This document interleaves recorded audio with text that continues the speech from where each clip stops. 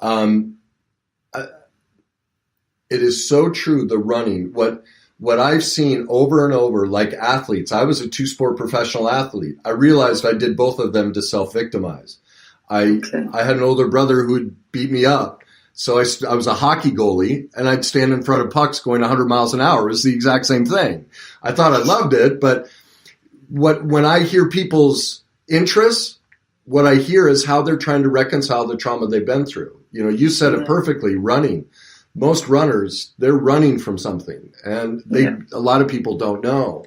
That's what breaks my heart when I see people living their life, and I see how you can see it on their face, how much pain they're in, but they don't know how to get out of it because we don't talk about stuff like this. So it's that you're dead right to be able to feel what's going on in your body. I've had the same issues. I know my final break. I mean, I worked on for years on myself, and finally it was my second divorce where I was in so much pain and I cried so violently for so long that it was like I was finally letting out all that I had stored. So I can relate to that. I want to touch on two things, denial and PTSD. Why don't we go back to PTSD? Because what you're describing, most people, I don't think they realize they're walking through their life. Many, many people. This isn't rare. It's common.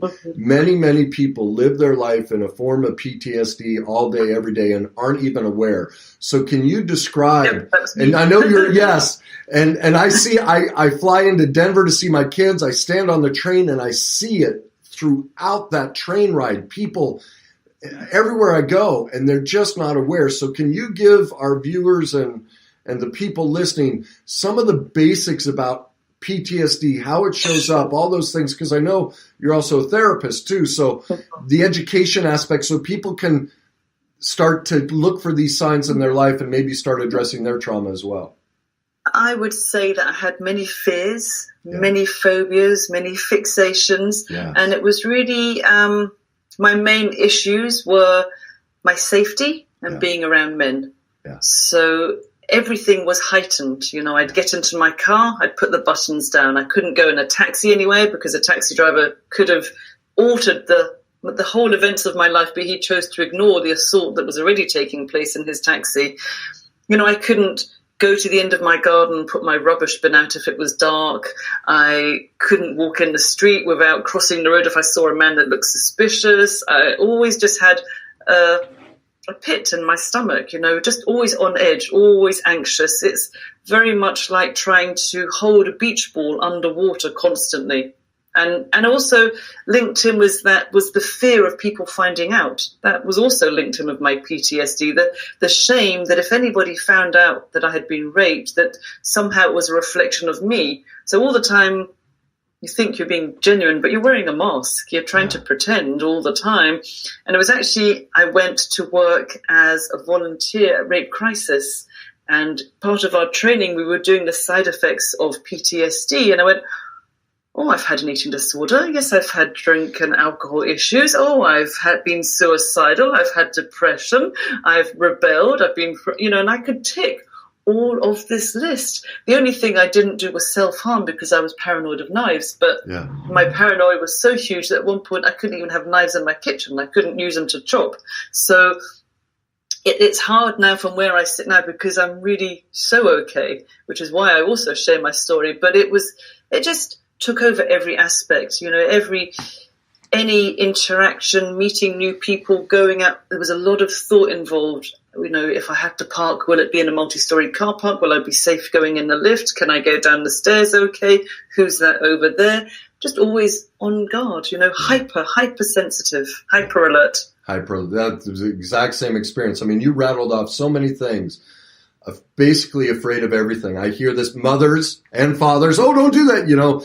They're scared to death of anything happening to their child. Well, that's usually a response to their own trauma and their own PTSD. So I see that all the time. You know, dating sites, people afraid just to meet or talk to somebody. I mean, this hyper awareness of fear around every corner. And you talked about darkness, men, a pit in your stomach, anxious, a fear of your own story. of letting people know. That's a huge one. We can't let people know who we are, what we've been through. That's huge. Eating disorder, alcohol, drug issues, depression issues. You said you didn't self-harm, but because you were held at knife point, that explains it. But it's self-harmed in other ways, really. Exactly. All these other, isn't it? Yeah. We just find a different way. I mean, all Absolutely. Of these. Yeah, and so a lot of people, I hear them talking about they want to keep their kids or themselves safe, but they're in hypervigilance and stuck in PTSD, but they're not aware of it, and they think it's normal. Yeah, and I realized, that I could very easily transfer all of my fears onto my 3 girls that I have, and then I thought, well, what would be the point of bringing these daughters into this world, because it took me so long to get used to the fact of becoming a mother, which obviously I managed. But then I really had to examine my fears because my eldest daughter, she was going to high school. She wanted to take the public bus and I was paranoid. She was out of my control and more influences that I couldn't control. And I said, okay, because I didn't want to put all my fears onto her. So I put a rape alarm in her pocket. I told her not to wear her headphones when she was walking. I let her walk to the bus stop, but then I got in my car and I drove my car behind the bus. Wow. And I thought, what am I doing? Yeah. This is crazy. So then I really examined my fears and I saw that everything that I was worried about was based on what had happened to me. Yes. And everything else I was worried about about what could happen. So none of it was happening right now in that moment. It was all my imagination. Yeah. And so I thought, I really have to challenge my fears. I then went out of my way to put myself into situations that I would normally avoid. And I learned to shatter that fear. I learned to see that there was no substance to my fear at all. Yes, if I was held at knife point, that was genuine fear. But if I was walking down the street and was paranoid, I had created that fear. Yes. I really was okay. And I think we all do that. We all just create this inappropriate fear. It wasn't, if there was a tiger running down the street, then I have every reason to be scared. But a lot of it was my imagination. And once I really saw that, it was easy. Yeah. It was much easier. Yeah. What I hear in that is, well, and you touched on it earlier, why you couldn't get to some of the things you went through, denial. And denial is a wonderful gift that saves us in the moment. Like you said, you had to leave your body. You had to deny that it ever happened. It saved your life until we can get older to process the emotions. Yeah. What I see killing people is the inability or the lack of information how, once we get older, to turn back towards that event and deal with our denial. And what I heard you just describe was you created a process to force yourself to deal with your denial and let the emotions come up and work through them. Is that a fair characterization of what you did? Eventually. Yeah. So when it takes time. So when all my memories returned, I went back to therapy and I asked him to take them away. So I wasn't a very good client. I just did not want to see them. I just couldn't believe it was like a porn film running in my head and I was the star of the show. But I soon realized that actually he couldn't take them away. And actually my job was to face all that had happened to me. And this took about 3 years, many years later. Yeah. And actually what was driving me crazy in the end was my denial. The more I denied the memories, the stronger they came back in. So I would avoid going to sleep because I would get nightmares and they would wake me up and I'd be screaming. I would avoid driving certain places or, going to different places that would remind me. But soon it was everywhere. Everything was reminding me. So eventually I had to get to a place when I thought, they didn't kill me. I am still alive. I am still here. I'm not my body. I'm not the things that were done to me. I'm much more than that one night. And once I was able to do that, it was much easier. But the denial was actually worse than all the memories coming back. Isn't it? That's what I found too. What saved my life was I was physically and verbally abused by in one of my marriages. Mm-hmm. And for years, I hated her for lots of different things throughout the marriage. When I finally realized that I had picked this person to teach me about me, that because of my low self-esteem and my childhood and things I went through, I had actually picked somebody who would show me how I felt about myself. When I confronted that and realized, oh my God, I set this up, that's when I was free. I found forgiveness for me. And I adore her. Like literally, I absolutely adore her. If you heard the story, people are like, oh my God, what a blankety blank. And I'm like, oh no. That's how broken I was. And she loved me perfectly based on how broken I was. Like she never failed me. I have more care for that woman than I ever did during our marriage. Now, I would never choose to be with her because I no longer want to be treated that way, but she saved my life. And that you brought up forgiveness, and I thought this was really powerful. Can you tell me or tell everyone the question that your therapist asked you about your rapist and how that impacted you? Sure. So near to the end of the 3 years, he said to me, maybe these two young men weren't born rapists. And at first, I was outraged. I thought, how dare he say that to me? You know, I was so full of hate and revenge and anger that I fantasized about somebody kidnapping the two of them, taking them to an empty flat, tying them up, beating them up and raping them for 4 or 5 hours, just like they had done to me. So they would understand, you know, it's not just one night, the impact of what they did, how it affected me for years.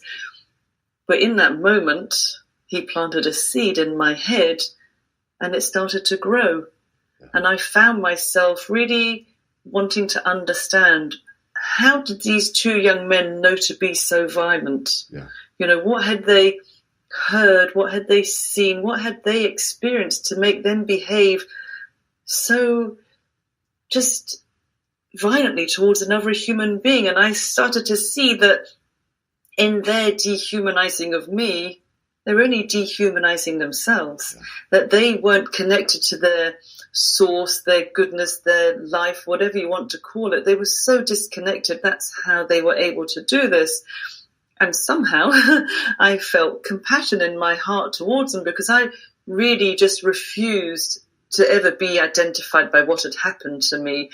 And I think I've done my life as best as I have done my life. You know, I've really been determined to just live life, but they've got to live with what they did to me. And I think that has got to be a hard job, because I know for me, not speaking about it leaked out of me in different ways.